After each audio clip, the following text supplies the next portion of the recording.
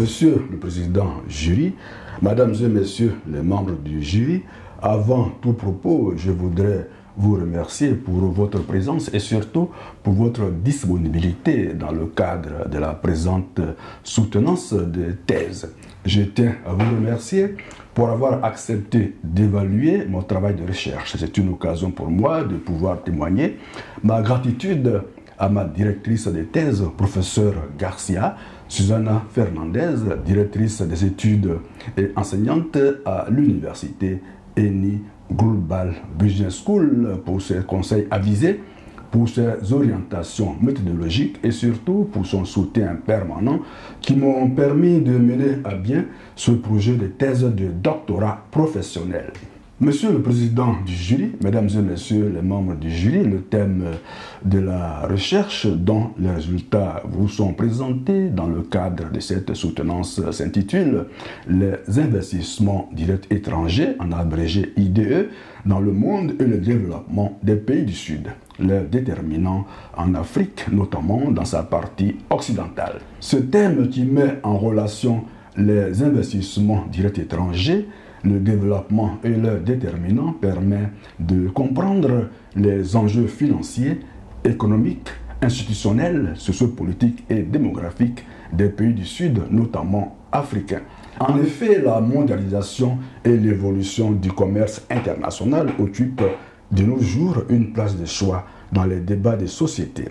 L'activisme des mouvements altermondialistes et l'impact de cette globalisation à travers les investissements directs étrangers sur le développement des pays africains sont des pistes à explorer en matière de recherche scientifique. L'on entend par investissement direct étranger qui s'élevait dans le monde en 2022 à 1600 milliards de dollars américains, le mouvement international des capitaux financiers à travers lequel des grandes entreprises ou firmes multinationales situées dans les pays développés acquièrent des marchés ou des parts de marché dans les pays en développement présentant des intérêts en matière d'investissement.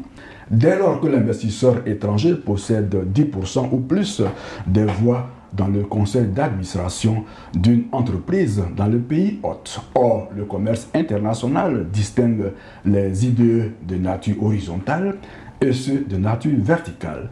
Un investissement direct étranger horizontal est une duplication d'une firme dont les filiales étrangères produisent des biens identiques à ceux de la maison mère. Quant à l'IDE, l'investissement direct étranger vertical, il consiste en une fragmentation des différentes étapes de conception, de production et de commercialisation des produits des filiales implantées dans des différents pays.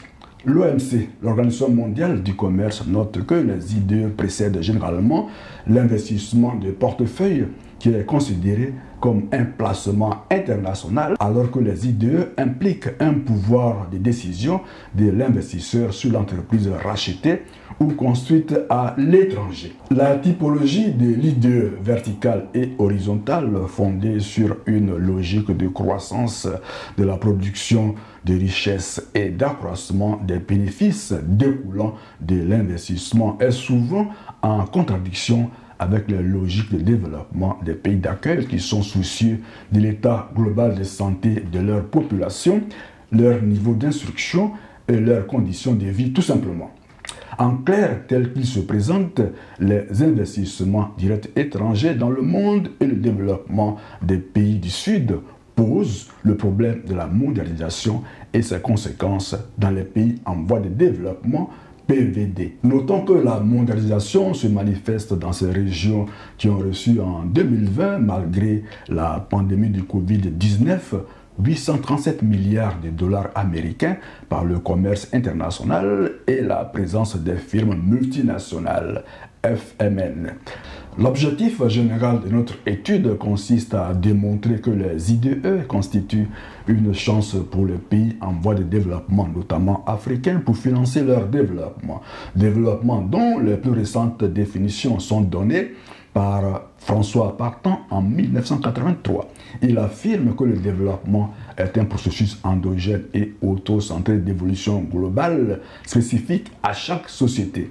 Ensuite, Serge Latouche, en 1989, quant à lui, note que le développement, c'est l'aspiration du modèle de consommation occidentale à la puissance magique des Blancs, au salut lié à ce mode de vie. Enfin, Gilbert Risque, en 1996, avance que le développement est constitué d'un ensemble de pratiques parfois contradictoires en apparence qui, pour assurer la reproduction sociale, obligent à transformer et à détruire de façon généralisée le milieu naturel et les rapports sociaux en vue d'une production croissante de marchandises destinés à travers l'échange à la demande solvable. Il faut dire que pour leur développement, les PVD en général et l'Afrique en particulier, qui dispose d'énormes ressources naturelles, manquent paradoxalement des capitaux, bien qu'ils reçoivent des aides publiques, empruntent des sommes colossales au FMI et à la Banque mondiale. Tous les modèles de développement, notamment celui de rattrapage de Walt Whiteman Rostov, 1916-2003, et les programmes d'ajustement structurel 1980-1995 ayant échoué, les IDE sont aujourd'hui une chance pour l'Afrique et constituent par conséquent une solution pour relever les principaux défis qui se dressent sur la voie de son développement. En termes de notre premier objectif spécifique, nous voulons montrer que les IDE constituent un apport important en capital physique et humain. En d'autres termes, les investissements directs étrangers sont d'importantes sources de transfert de technologies, de connaissances et de compétences managériales et d'interconnexion au reste du monde via les fils multinationales basés dans les pays d'accueil.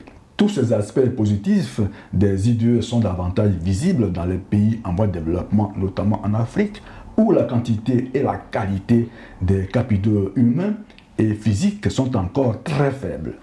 Notre dernier objectif spécifique consiste à mettre en valeur toutes les réformes faites par les pays africains au plan institutionnel, économique et politique pour améliorer leur climat des affaires à travers l'indicateur du Doing Business. C'est un indice qui indique la facilité de faire des affaires dans un pays. Créé en 2003 par la Banque mondiale, il classe chaque année 190 pays à travers le monde par rapport à leur facilité à faire des affaires. Ce classement mesure les réglementations et leur application effective. Les hypothèses. Malgré la croissance exponentielle du financement public du développement au cours de ces 5 dernières décennies, l'Afrique peine à mobiliser les ressources nécessaires à sa croissance et à sa transformation.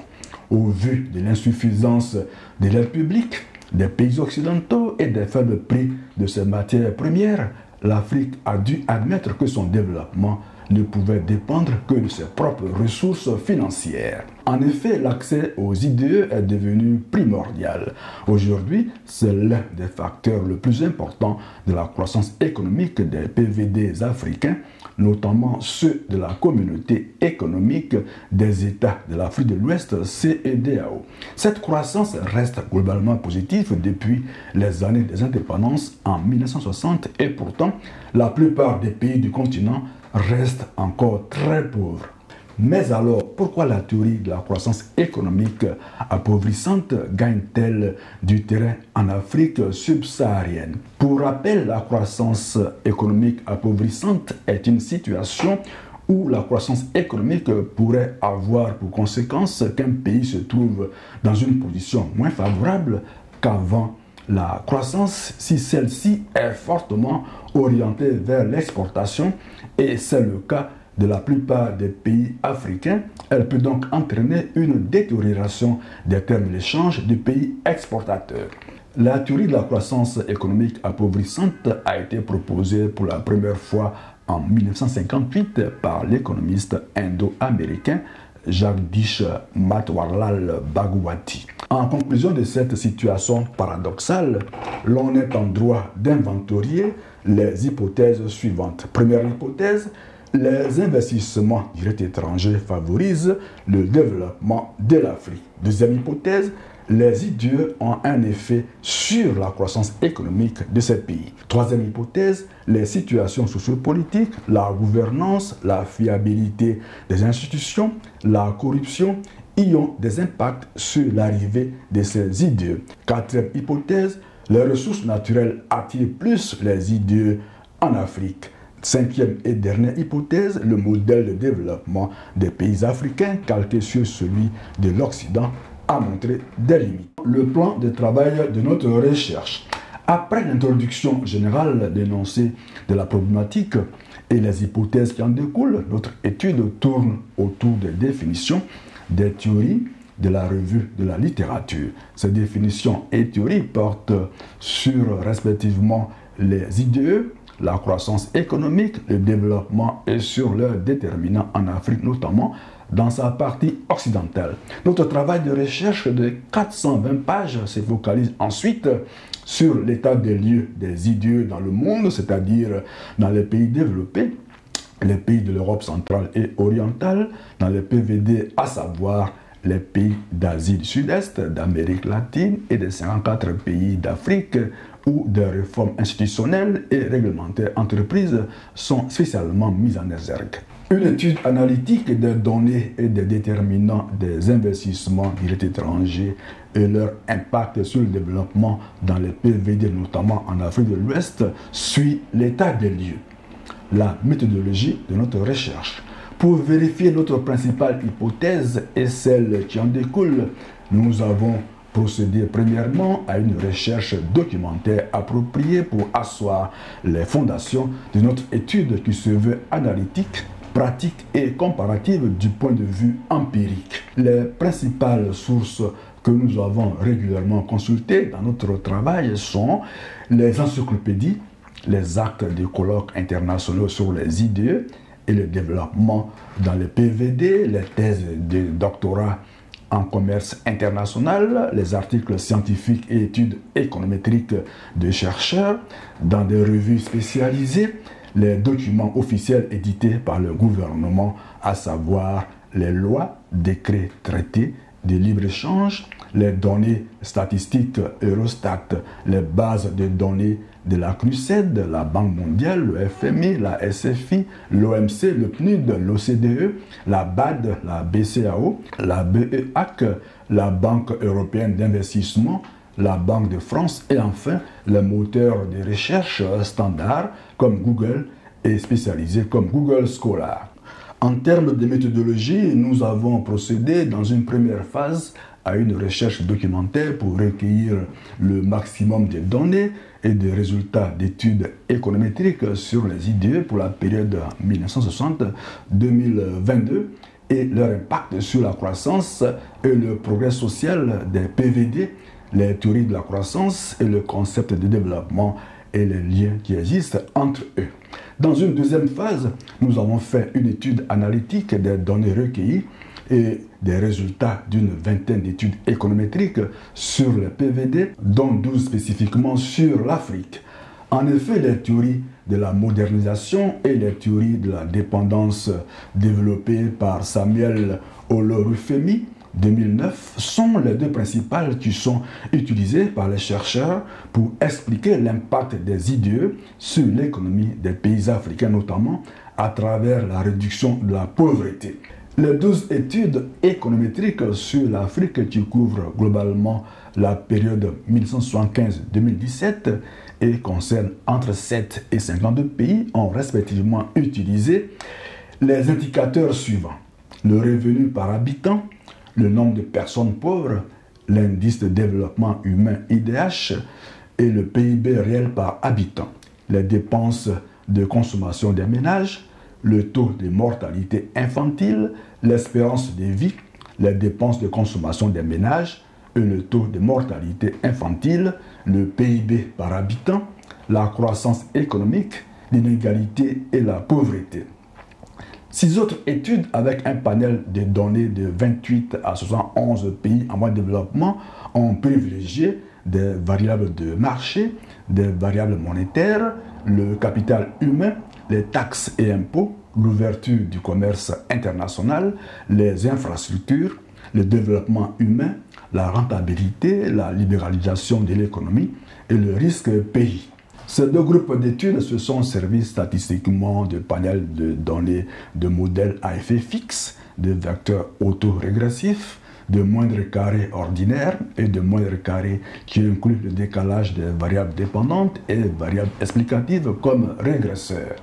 Deux études économétriques ont utilisé les variables institutionnelles du groupe Political Risk Service sur un panel de données de 80 pays en voie de développement telles que la situation sociopolitique, la gouvernance, la fiabilité du système judiciaire, la corruption, les tensions ethniques et religieuses et la responsabilité démocratique. Confère tableau numéro 23, page 268. Ils ont choisi comme méthode statistique la régression linéaire simple permettant de trouver une relation entre une variable explicative et une variable à expliquer. Notre étude théorique des données sur les idées et le développement et les résultats empiriques de 20 travaux de recherche et ceux de la Banque mondiale, du FMI, de la CNUSED, de l'OMC et du PNUD nous conduisent aux résultats suivants. La réduction de la pauvreté constitue la base fondamentale du développement des PVD, notamment africains, dont les idées impactent d'autres indicateurs en dehors de la croissance économique. D'une part, les résultats de 20 études économétriques que nous avons examinées et comparées montrent très bien, majoritairement, que les idées réduisent directement la pauvreté, mesurée par l'indice de développement humain IDH du PNUD, mais à travers leur effet sur la croissance économique et les inégalités de revenus. Les idées ont aussi un impact positif, mais non significatif, sur la réduction de la pauvreté, calculée avec le PIB par habitant comme indicateur, confère tableau 21, page 263, et tableau numéro 25, page 282. D'autre part, la taille du marché, la mauvaise qualité des infrastructures, la corruption, l'application de la réglementation et la stabilité politique affectent négativement l'arrivée des investissements directs étrangers sur le continent africain. L'état de droit et le fonctionnement de l'État, l'ouverture au commerce international, la balance des paiements courants, les taux d'échange officiels ont un impact positif sur les flux des investissements directs étrangers en Afrique. En un mot, les investissements directs étrangers favorisent le développement par la réduction de la pauvreté sur ce continent où les chercheurs observent des différences significatives entre l'Afrique du Nord et l'Afrique subsaharienne qui dispose pourtant d'énormes matières premières qui absorbent 82% des investissements directs étrangers. Celle-ci reste un point focal pour attirer les IDE sur le continent africain. Justement, selon la CNUSED, 91 pays en développement d'Afrique et d'Amérique latine sont dépendantes des matières premières qui représentent 60% de leur exportation. Quant à la Banque mondiale, elle estime que l'Afrique détient à elle seule près de 30% des gisements de minerais dans le monde entier. Confère carte numéro 22, page 395. En outre, l'organisation onusienne précise que la décomposition des idées en Afrique est de 21% pour le secteur industriel, 31% pour l'agriculture et 48% dans les services. Cette attractivité du secteur industriel est dominée par l'industrie extractive, tributaire elle-même de la découverte et de l'exploitation des gisements miniers et des hydrocarbures en Afrique dont le développement est fondé sur les théories du rattrapage qui ont montré toutes leurs limites. Dans cette théorie, il s'agit pour les pays sous-développés de rattraper le modèle de développement des pays du Nord. Dans ce rattrapage, la théorie de la dépendance prend de l'importance dans les années 1970 en proposant une approche originale du développement. Dans cette optique, on part du constat que les pays sous-développés dépendent financièrement, commercialement et techniquement des pays du Nord. Il ressort de cette théorie que leur rythme de développement est tributaire des besoins des économies des pays développés qui les exploitent. Pour les théoriciens du courant de la dépendance, Raoul Prebisch, Samir Amin et André Gunther Frank, le développement des uns ne peut aller sans le sous-développement des autres. Pour eux, les pays du Sud doivent profondément modifier leurs relations avec les pays du Nord. Pour conclure cette réflexion sur la théorie de la dépendance, il faut noter que le monde dit développé est donc perçu comme responsable des difficultés d'insertion des économies périphériques aux grandes économies de marché. Le sous-développement apparaît ainsi comme une conséquence de la dépendance. La situation économico-politique de l'Amérique latine et de l'Afrique est lue à travers le prisme de la théorie de la dépendance. Les caractéristiques les plus souvent énumérées sont les suivantes: mono-industrie, détérioration des termes de l'échange, soumission des régimes politiques aux impératifs du Nord. En un mot comme en mille, le modèle de développement des pays africains, notamment l'Afrique subsaharienne, calqué sur l'Occident, a échoué. Au terme de notre travail de recherche fondé sur une analyse théorique appuyée par les résultats empiriques et économétriques, nous retenons que les investissements directs étrangers stimulent globalement l'accumulation du capital financier et humain, ainsi que le progrès technique, les deux mécanismes qui assurent une croissance économique positive de long terme. Afin d'améliorer notre compréhension du modèle, nous avons analysé les liens théoriques qui existent entre l'accumulation du capital, le progrès technique, la croissance économique et le développement. Grâce au modèle de croissance néoclassique comme celui de Solov 1956, que nous avons largement développé dans la première partie de notre travail, qu'on fait chapitre 1, 2, page 33, nous notons, sans risque de nous tromper, que les variations de la production sont dues à des modifications du stock de capital, du travail, ainsi qu'au progrès technique. Le modèle de Solov n'accorde qu'un rôle marginal à l'accumulation du capital dans le processus de croissance à long terme. Cette seule accumulation du capital ne permet pas d'assurer la croissance économique, donc du développement à long terme, puisqu'elle devient indubitablement de moins en moins efficace. Pour les économistes du développement, les conclusions à tirer du modèle de Solov sont diamétralement opposées à celle du modèle classique, puisque ce n'est plus l'accumulation du capital qui est cruciale, mais le progrès technique et l'innovation technologique. Et justement, pour se développer, les pays du Sud ont besoin d'investir dans l'innovation et la recherche-développement. Pour ce qui concerne ces pays, nous sommes là dans un cercle vicieux qui commence par les besoins financiers et qui finit par ces mêmes besoins. Il faut dire que la mise en place de toute politique de développement passe par la bonne compréhension du concept même de sous-développement et de ses causes, à savoir les causes historiques, géographiques, économiques et socio-culturelles, qu'on fait chapitre 1-3, page 65.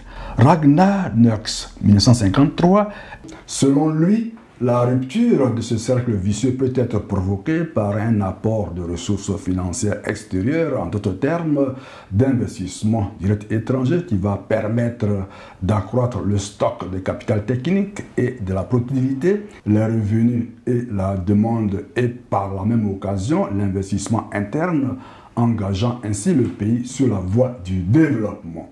En plus des problèmes sociopolitiques et de gouvernance, la rareté de l'innovation technologique et des moyens financiers demeure de véritables freins à l'émergence d'une industrialisation soutenue de l'Afrique. À ce niveau, les investissements directs étrangers peuvent jouer un rôle de catalyseur. Une double justification soutient cette information. Premièrement, les entrées d'investissement directs étrangers en Afrique n'ont cessé d'augmenter depuis les années 1990. Elles sont passées de 20 en 2001 à 54 en 2014 et à 83 milliards de dollars américains en 2021. Deuxièmement, les travaux de recherche antérieurs en Asie de l'Est concluent que les IDE ont un impact positif sur l'industrialisation. Elles sont passées de 20 en 2021 à 54 en 2014 et à 83 milliards de dollars américains en 2021. Deuxièmement, les travaux de recherche antérieurs en Asie de l'Est concluent que les IDE ont un impact positif sur l'industrialisation. On court Onkoa 2016, You et Solomon 2015 et Dalman 2009 montrent que précisément pendant la transformation de leur économie, la Chine, l'Inde, le Japon, la Corée, Taïwan, Singapour, pour la Thaïlande, la Malaisie et les Philippines ont bénéficié d'entrées massives d'investissements directs étrangers sur leur territoire. À l'instar de ces pays, ceux de l'Amérique latine comme le Brésil, le Mexique, l'Argentine et la Colombie ont adopté une industrialisation de substitution aux importations ISI pour sortir du sous-développement. Une ISI est un modèle de développement économique qui consiste à réduire la part d'importation afin de développer le potentiel industriel d'un pays. En effet, en limitant les importations par l'augmentation des protections douanières, l'industrie du pays se développe pour répondre à la demande interne. Cela permet de protéger l'industrie locale et d'attirer davantage les investisseurs étrangers pour la production sur place des biens dont les populations ont besoin. Les expériences passées ont montré que les ISI ont été confrontés par ailleurs en Amérique latine à l'étroitesse des marchés nationaux. Seul le Brésil, 219 millions d'habitants, a réussi son ISI et c'est en cela que les communautés économiques régionales et la zone de libre-échange continentale en Afrique, ZLECAf, constituent, avec 54 pays, 1,46 milliard d'habitants, un atout majeur pour réussir ce modèle d'industrialisation. Dans ce sens, des politiques d'attractivité des investissements directs étrangers et des réformes structurelles et institutionnelles ont été mises en œuvre afin de créer un climat d'affaires favorable à l'investissement et d'inciter l'implantation des firmes multinationales en Afrique. C'est à ce niveau que les IDE pourront davantage booster la croissance économique et le développement de ce continent une fois que tous les défis énumérés plus haut seront relevés concomitamment dans tous les pays. Cela suppose une stratégie concertée des politiques d'attractivité des investissements directs étrangers et une application uniforme des coûts d'investissement au plan continental. Dans ce sens, les 54 pays de l'Union africaine ont décidé en 2008 d'entamer un projet de code d'investissement commun appelé le Code panafricain d'investissement. Le projet de ce code a été achevé en décembre 2016.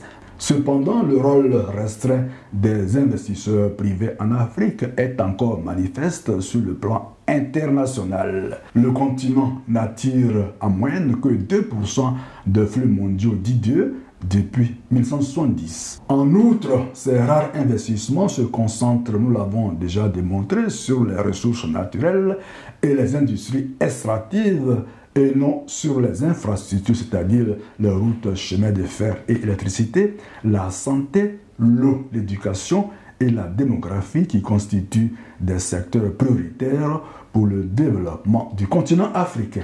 Dans cette optique, notre étude analytique a fait largement l'état des lieux sur les idées dans le monde et le développement des pays en voie de développement, notamment africains, qui restent encore sous-équipés dans ces secteurs dits prioritaires. Justement, l'originalité de notre travail de recherche se trouve dans ce vaste tour d'horizon au plan théorique et empirique fondé sur les résultats d'une vingtaine d'études économétriques.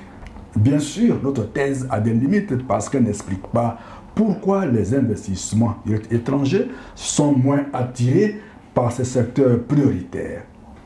La question qui se pose et qui pourrait faire l'objet d'une recherche est celle-ci. Que doivent faire les pays africains pour attirer les IDE vers les infrastructures, routes, chemins de fer et électricité, la santé, l'eau, l'éducation et la démographie? C'est sur cette question que je termine la présentation de mes travaux de recherche. Je voudrais réitérer mes remerciements à ma directrice de thèse, Madame Garcia Susana Fernandez, professeure et directrice des études à l'université ENI Global Business School. Madame, avec votre permission, je voudrais dire merci au professeur Bertin Cadet, géographe, professeur titulaire des universités et grandes écoles du CAMES. Le CAMES, c'est le Conseil africain et malgache pour l'enseignement supérieur.